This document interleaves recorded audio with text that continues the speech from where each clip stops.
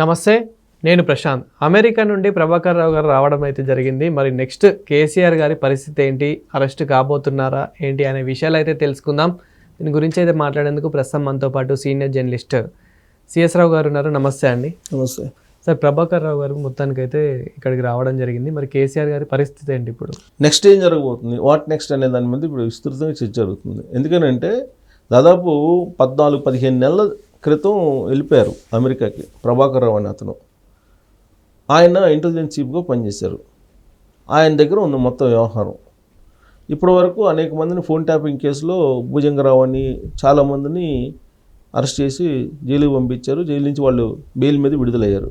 వాళ్ళు చెప్పినటువంటి వాంగ్మూలాలన్నీ కూడా రెడీగా ఉన్నాయి. వాళ్ళు ఇచ్చినటువంటి వాంగ్మూలాల ప్రకారం ఇప్పుడు ప్రభాకర్ రావుని విచారిస్తారు. ఇవాళ సిట్ పోలీసులు ఎదుట హాజరవుతాడు.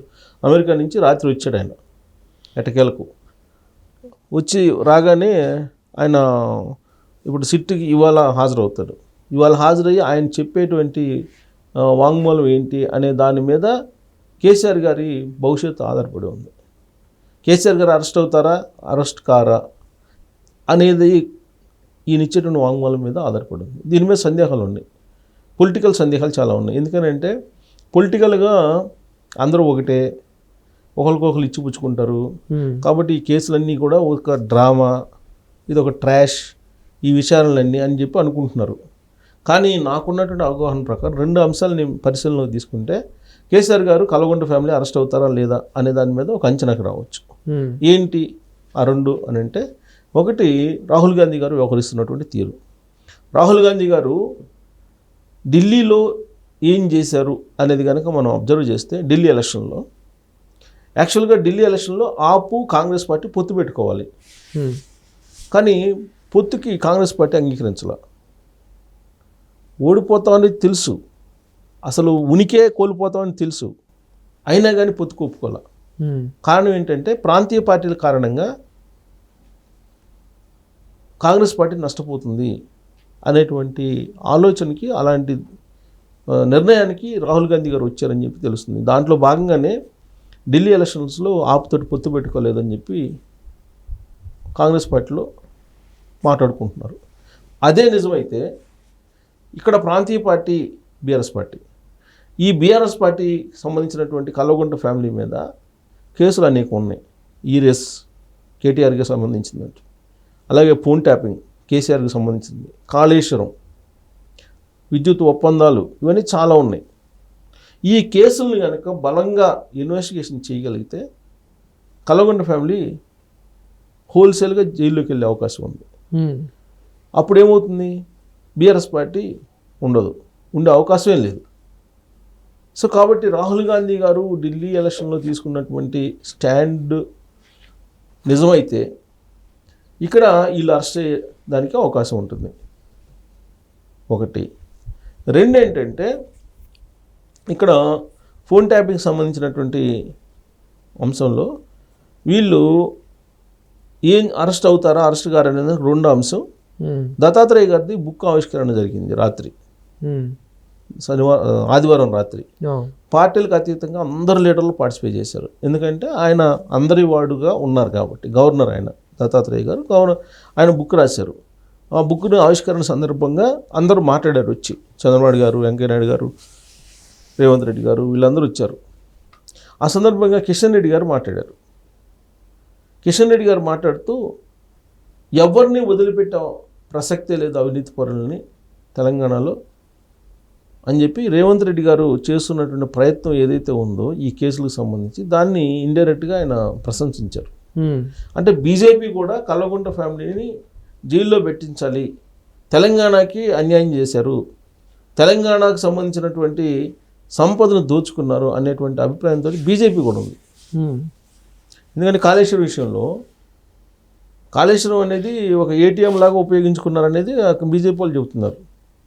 సో కాబట్టి వీళ్ళని అరెస్ట్ చేయాలి అనేటువంటి సంకేతం పరోక్షంగానే ఇచ్చారు. ఎవరు? కిషన్ రెడ్డి గారు, కేంద్ర మంత్రి ఆయన. సో ఈ 2 అంశాలను బేరీజ్ వేసుకుంటే వీళ్ళ అరెస్ట్ ఖాయము అని చెప్పి అనిపిస్తుంది. కానీ రాజకీయాల్లో 2వ కోణం కూడా ఉంటుంది.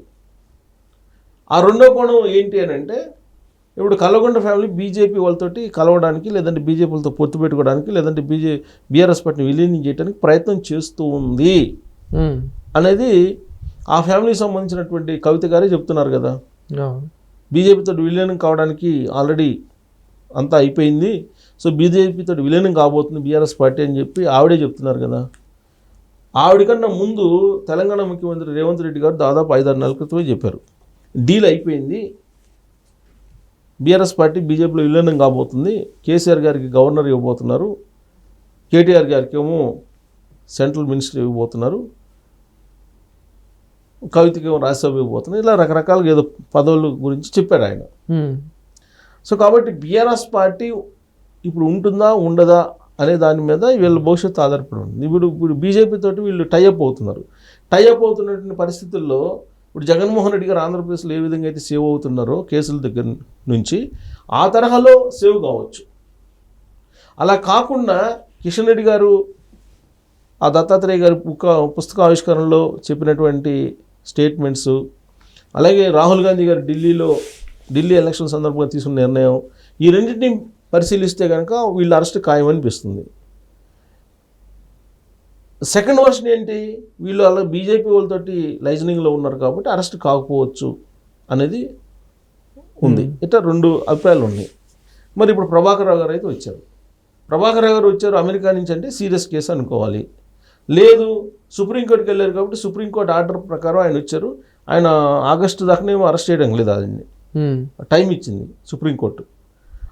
ఆ టైం లోపల మీరు అరెస్ట్ చేయడానికి లేదు అని చెప్తూ విచారణకి మీరు హాజరయ్యి విచారణకి మీరు సహకరించండి అని చెప్పి ఆయనకి డైరెక్షన్ ఇచ్చింది. ఆ డైరెక్షన్ మేరకు ఆయన ఇచ్చారు. ఇప్పుడు విచారిస్తున్నారు. మరి ఈ విచారణకి రావడానికి కూడా మనం విశ్లేషణ చేసుకోవచ్చు. విచారణకి వచ్చారని అంటే అరెస్ట్ అరెస్ట్ చెయ్యరు, అంతా బీజేపీతో మాట్లాడుకుంది బీఆర్ఎస్ పార్టీ కాబట్టి సేఫ్ సైడ్గా ఉండొచ్చు అనేటువంటి ఉద్దేశంతో అమెరికా నుంచి వచ్చారా? మామూలుగా ఇన్ని నెలల పాటు రాలేదు కదా, ఇప్పుడు ఎందుకు వచ్చారు? అంతా మాట్లాడుకున్నారు అనేటువంటి ఉద్దేశంతో వచ్చారా? లేదు, రెండో వర్షన్ ఏంటి, ఎట్టి పరిస్థితుల్లో కాంగ్రెస్ పార్టీ ప్రభుత్వం వదలదు, అమెరికాలో ఉండలేని పరిస్థితి కాబట్టి అక్కడే ఏదో జైల్లో ఉందాము, వాంగ్మూలం ఇచ్చేద్దాము, వాళ్ళు ఏం చేస్తారు అనే ఉద్దేశంతో వచ్చన్నా ఉండాలి. ఈ రెండింటి అంశాలు. సో కాబట్టి ఆయన అరెస్టా కేసీఆర్ గారు కారా అనేది ఈయన ఇచ్చేటువంటి వాంగ్మూలం మీద ఆధారపడి ఉంది. ప్లస్ ఢిల్లీలో జరిగినటువంటి పరిణామాల మీద కూడా ఆధారపడి ఉంది. సో కాబట్టి ఖచ్చితంగా 100% అరెస్ట్ అవుతారని చెప్పలేము, అరెస్ట్ కారని చెప్పలేము. రాజకీయ అంశాలతోటి ముడిపడినటువంటి ఇన్వెస్టిగేషను, ముడిపడినటువంటి కేసు అని చెప్పి మనం భావించడానికి అవకాశం ఉంది. Thank you sir. Thank you.